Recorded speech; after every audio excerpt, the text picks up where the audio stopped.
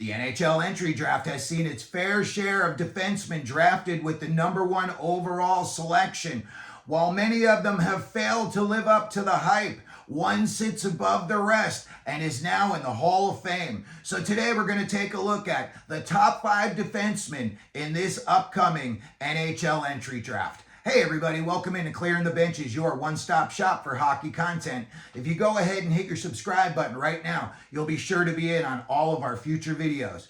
Well, when you look at defensemen who are taken #1 overall, Denis Potvin of the New York Islanders sits way above everybody else. 4 Stanley Cups in a row for the New York Islanders. Rough and tumble era. He was a two-way, 200-foot player, could shut down the team's high flyers. If they had guys who were real big net front presence, he could shut them down and he could clear them out so that the goaltender, Billy Smith, at the time could get a good look.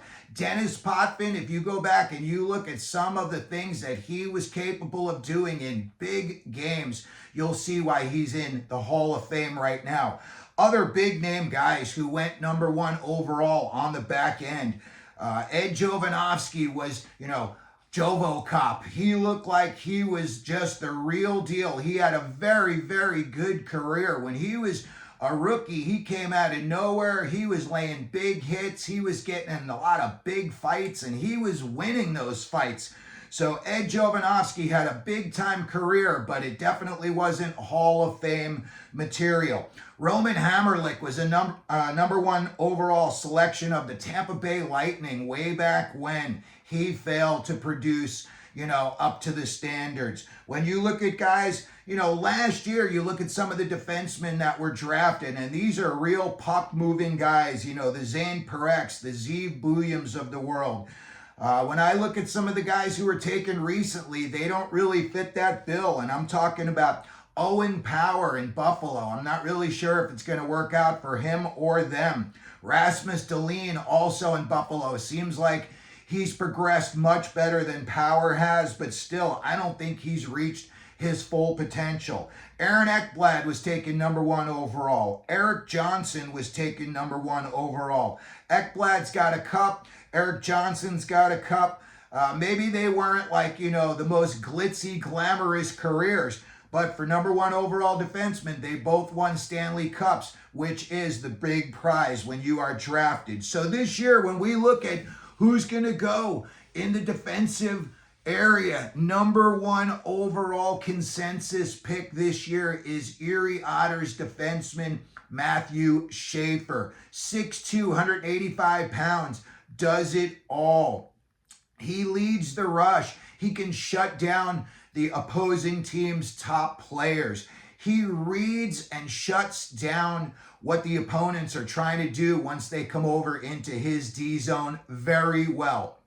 He positions himself nearly perfectly every time. Now, the one setback on Matthew Schaefer is that he is coming off a broken clavicle, and he had surgery to repair that on December 30th. I had a broken clavicle back in the day, and let me tell you something, it's so painful you cry yourself to sleep. So if Matthew Schaefer had to endure any of that, this kid has got some moxie inside, that is for sure. Ken Morrow looks like he's going to be running the draft for the Islanders this year unless they pull a GM out of their hat real fast. He saw Denis Potvin up close and personal, having played on his team for nearly a decade. So if a guy like Ken Morrow looks at Matthew Schaefer and he sees Denis Potvin in his future, the Islanders are definitely going to jump all over him. Next up, #2 on our list, Kashawn Aitchison of Barrie of the OHL, 6'1", 200 pounds. Every scout says you want this kid on your team. He's a natural leader. He's going to be a future captain. I see a fan base like the Flyers or the Boston Bruins would just love this guy. He's very in your face. He's very reminiscent of Radko Gudas. He does not finish working until the job's done and he's thrown dirt on you.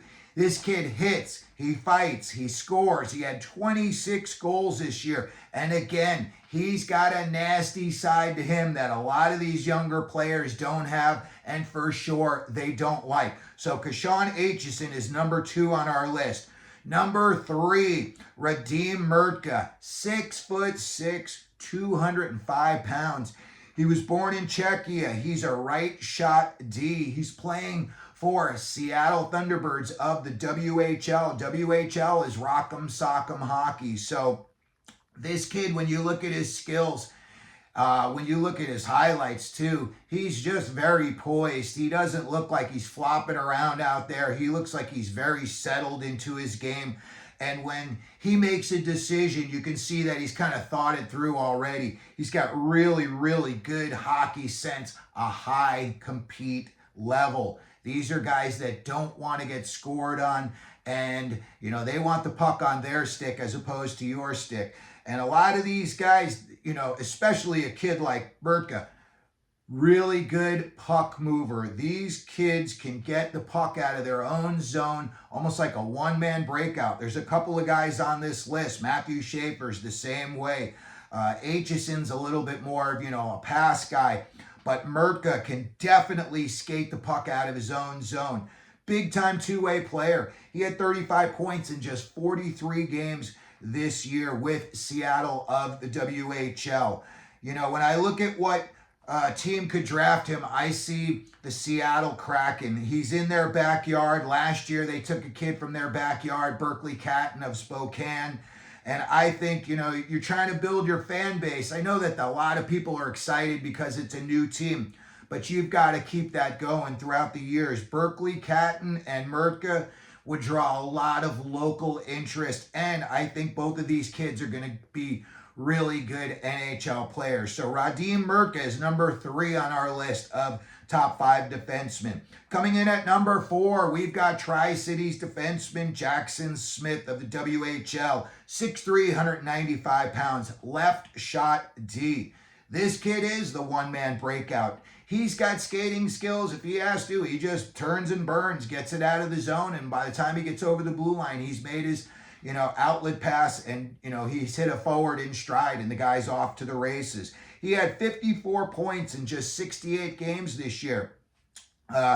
Very physical. He skates well. He's a smooth skater. He's got good hockey sense. He can read the play very well. He does need some work on his discipline. Sometimes he gets caught up in the moment, and he starts running around, and maybe he's throwing the body a little too much, if that's a thing in the NHL, and he needs to work on some of the decision making in his own zone when he's under pressure. Sometimes if he's getting double teams, he kind of gets a little bit wonky back there, and he may not make the correct outlet pass. But overall, Jackson Smith, Tri-City, I see him. He could go in the top 10.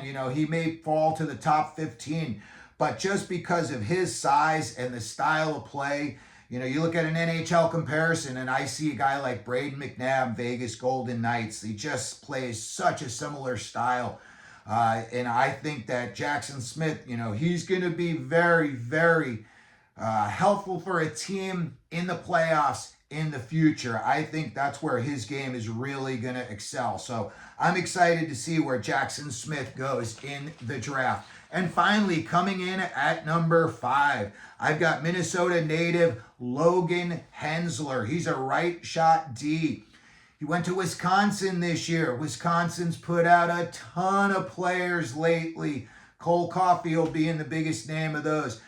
Hensler, 6'2", 196. So by the time, next season rolls around, he's probably going to be 200, 205 pounds.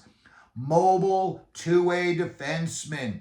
He's ranked as high as 15th by elite prospects, so he's definitely in the mix. He's going in the first round. He's got good speed. He's got good edge work. That's Cale Makar's big thing.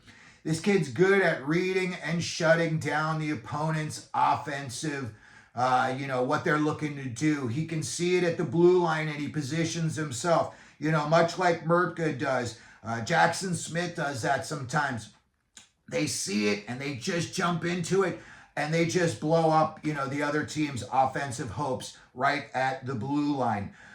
When I look at Logan Hensler, He rarely loses one-on-one battles. When you see his board play, he's definitely strong. And again, he's an excellent puck mover. I would see him going to a team like Montreal. They've got those back-to-back picks. I think it's 16 and 17. I think that would be a perfect spot for a guy like Logan Hensler to go.